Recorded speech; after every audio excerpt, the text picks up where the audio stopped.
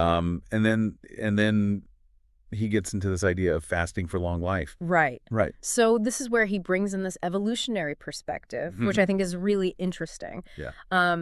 He talks about this experience he had before his vision quest, where he found this eagle feather. Right. And he kind of saw it as a symbol of like wisdom and courage. And then he kind of goes back in time and he talks about like, our hunter-gatherer ancestors and how they would have gone through these cycles of feast and famine. They didn't have supermarkets on every corner. So they would have had times where there was plenty of food and then times where there was very little food. Right. And so their bodies adapted to that. Yeah. They became really good at going without food for extended periods of time. Right.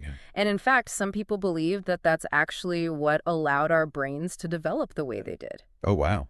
Because, when you're fasting, your body starts to produce ketones, which are like this alternative fuel source for the brain. Right. And some people believe that that actually helped our brains to grow larger. Wow. And more complex. Okay. So, and he's contrasting that with like the modern way of eating. Yeah. Which is like 3 meals a day plus snacks. Yeah, constantly grazing. Right.